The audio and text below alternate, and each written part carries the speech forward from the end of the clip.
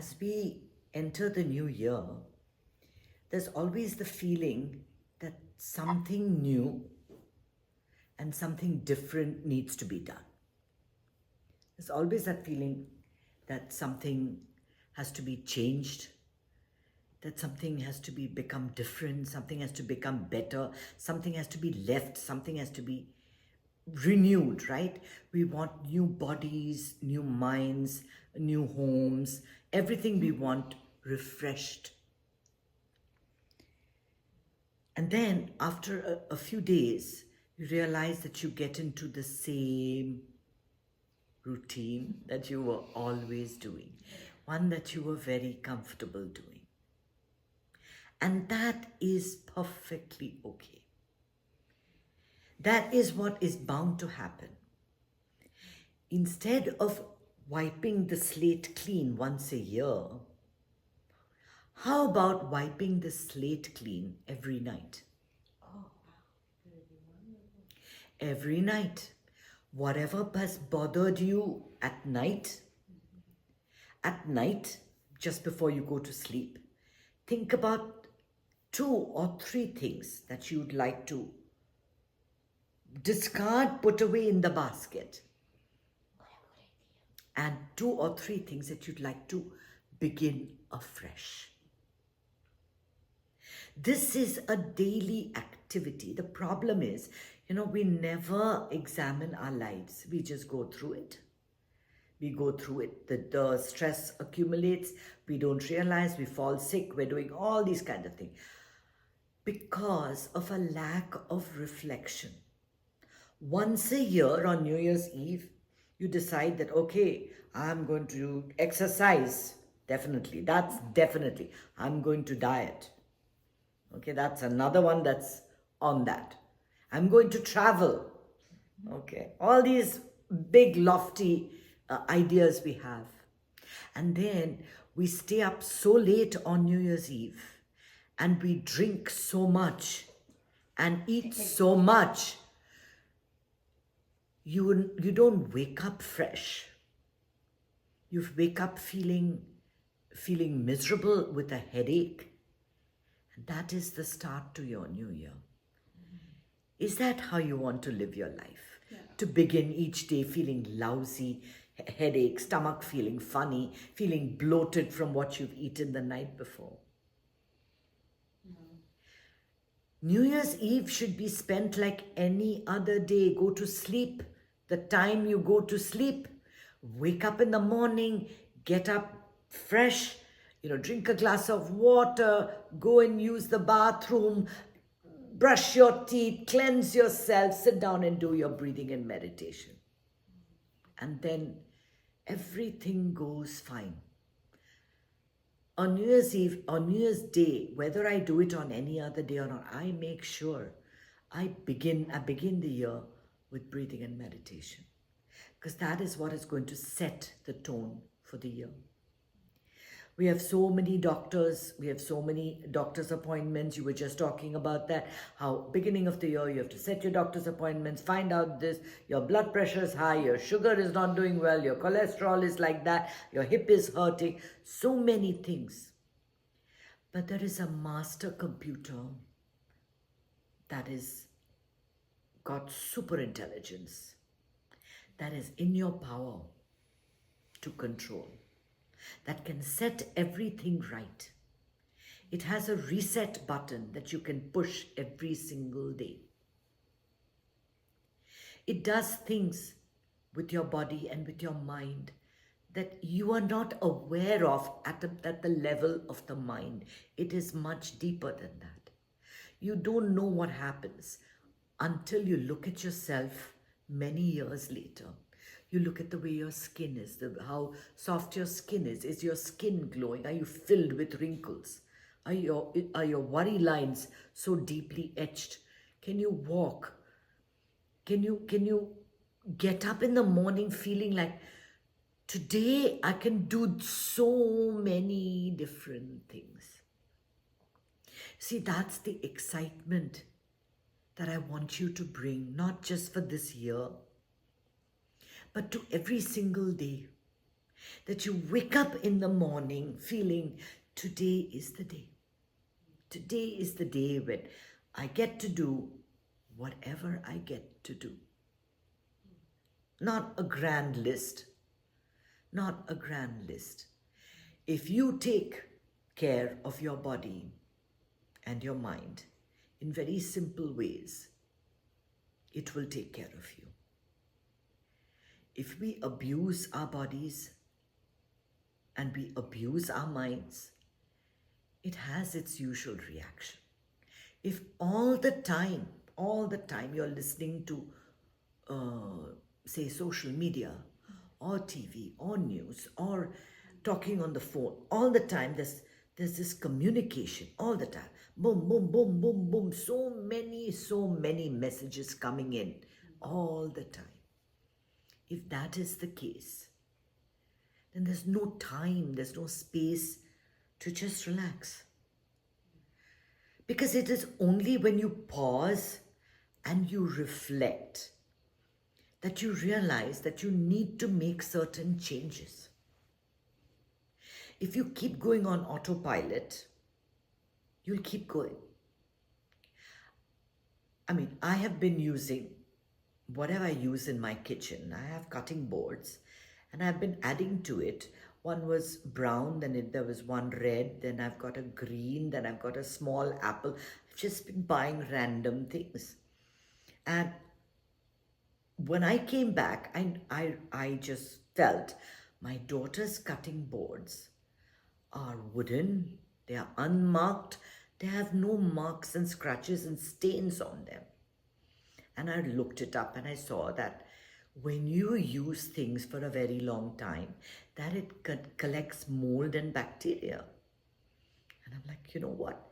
I need new cutting boards. I need new cutting boards. Now, I've just been so used to these cutting boards. They're just there. I don't bother. I don't bother to change. Now, this is the same thing. That what works with cutting boards works with your personal habits, with your personal routines. We do things without even thinking about it. And we never think of how we can change it. Because, what? It's the same thing. It's worked for so many years. It's probably good for me, right? But perhaps there's a better way of doing things. And you only get that perspective either when you see somebody else doing something different, or, I mean, sometimes social media gives you some very good ideas. I'm not denying all of social media. Some of it is really good, but, the wisdom really comes from, are you scrolling for 10 minutes or 15 minutes or 4 hours in a day, right? To be able to take what is good for you and to let go of what is not good for you, you need some awareness. You need to reflect. When I was a child, I was 9 years old and my friend's grandpa came. And he was an old man. He was from the Forest Service, and he used to tell both of us, he says, have you done your daily reflection? And we'd say, what is that, Dadu? And he would say, oh, every day you must see what you did, from how you brushed your teeth to how you combed your hair and how you walked and what you said to everybody. This is important at the end of the day. So you see, in older times, the training we gave to our children was very different. We trained our children to be aware of their emotions, to be aware of their actions, and to be aware of their responsibilities to the community. Today, in today's world, it's all about children and their own choices. Do you want to eat a waffle or would you like to eat a pancake? Right? You want this, you want that. Oh, you don't want that. So one child is having a waffle, one child is having a pancake, you're eating something else, and then you're going completely crazy, trying to arrange everything, right? Not in my house. Not. I always do my rules. Right. But today, I'm telling you, in today's day and age, this is it. We give our children so many choices that we don't train them to sometimes eat what everybody else is eating. And sometimes they get their favorite food too, right? That it's not always the one thing that makes them super happy, super pleased. Only for the birthday. Only for the birthday, correct. We got clothes for our birthday. We got clothes for on New Year's Day. Twice a year, my mother bought us clothes.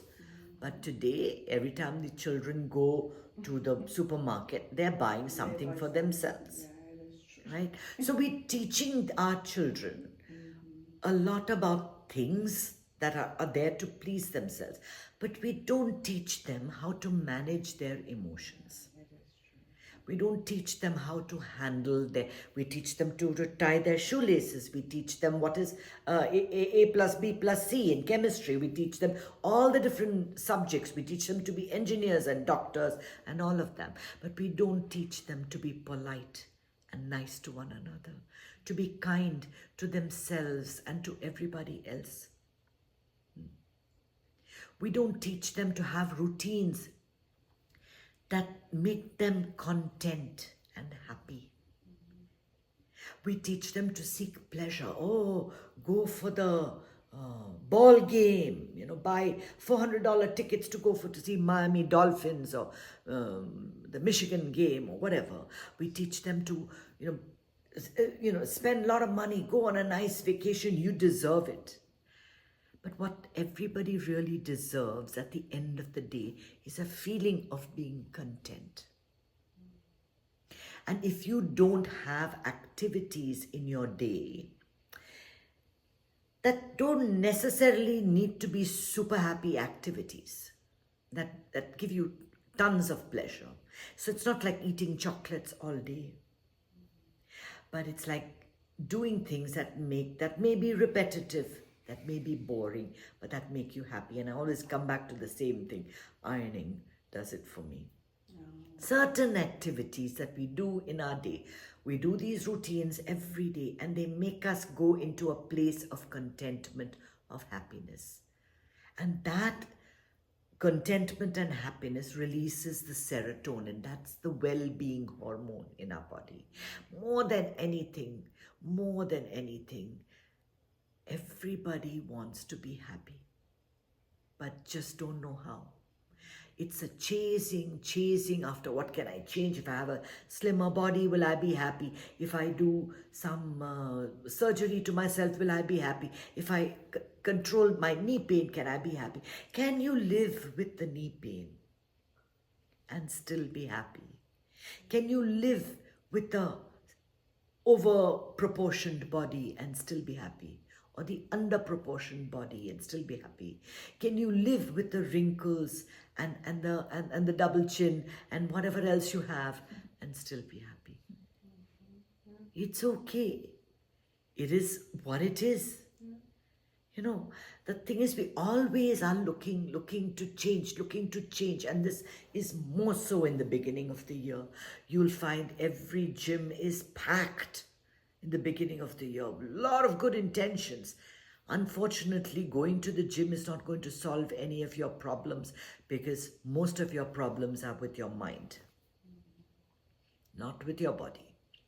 It's your mind that's saying you're not good enough. You need a slim body. Only then you'll be good enough. You deal with your mind. You take care of the mental stuff. Everything else sorts itself out. Everything else sorts itself out. It just falls into place.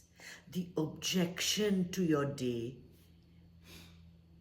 the fact that you say today was a good day and today is not a good day, thumbs up and thumbs down, is all connected to your mind and how you're reacting. If you take care of that, everything is okay.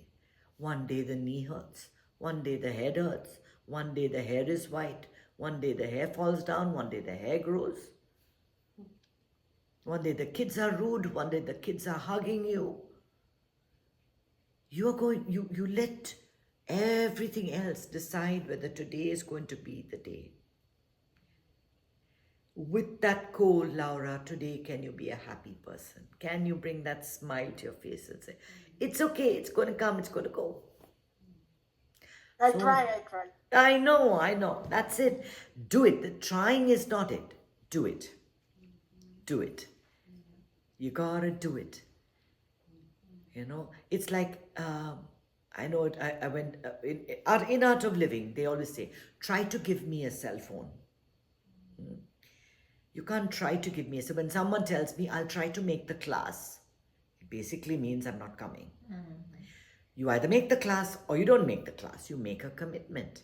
You don't try to do things. You do things. You do things. And this comes from reflection. We need to reflect not annually, we need to reflect daily. So I actually do set goals for myself. In the beginning of the year, I do list 5 things I want to change personally. Like I want to reach personally. And 5 things I want to change in the world. Now, these are general goals. I look at them from time to time. I don't live my life according to them, but somewhere in the back of the mind, they're there. They're there. And your actions during the day will start getting geared towards achieving those goals. You can make weekly goals. You can make monthly goals. Not hard and fast rules, but just, okay, this is where I want to go. This is where I want to go. I want to exercise more. I want to volunteer my time more. I want to spend more time in the garden. Can be simple things like that. I want to do something to change Roe v. Wade. I want to make a difference to climate change. I want to stop the war in the Middle East. It can be something like that. You'd be surprised. You think you don't matter. Everything you think, everything you say matters. It matters how you think, how you feel about yourself, how content you are, how frustrated you are, how volatile you are. It affects the mood of everybody in the room. If you are the homemaker, your mood controls it all. If you are happy, everybody else is going to be happy. The mom usually decides, or the father, whoever is the homemaker, the one who stays at home, is the one that decides the mood. The parents fighting with each other or unhappy or frustrated changes everything. You want calm and quiet children, children that are achievers, children who feel that my happiness is so important. You have to give it to them early. You have to give them places where they are content, nice family gatherings, going for picnics, going for community work, doing a little bit of seva, a little bit of service, sometimes sitting with the TV off and not doing anything. Reading a book, comforting yourself. It's not always about achieving. What is there to achieve? This moment is everything. Whatever you achieve now. Nothing is going to come to you in the future. Whatever's going to be, whenever you are in the future, it'll still be now. Make a success of this moment. Reflect right now about how your day went. Find 3 areas where you did good, where you achieved something, you did something wonderful. You cooked a nice meal. You washed all the laundry. You took down the Christmas lights. Whatever it is, you did good. And pat yourself on the back about it. Don't go to sleep with yesterday's garbage. I didn't do well. My company's not doing so good today. I need to get money. I need to change the way. No. But these thoughts, that self-deprecating thoughts, are yesterday's baggage. Tomorrow in the morning, you wake up. You do your breathing. You do your meditation. New day. New day. Everything is new. Everything is different today. And yet, it'll be the same old routine. That's the beauty. That's the beauty. Om Namah Shivaya. Hey everyone, thanks for visiting my channel, and if you enjoyed the video, please don't forget to hit the red subscribe button and turn on notifications so I can continue to bring you more content just like this on knowledge, on meditation, and on insights for a happy life. Don't forget, happiness is your birthright.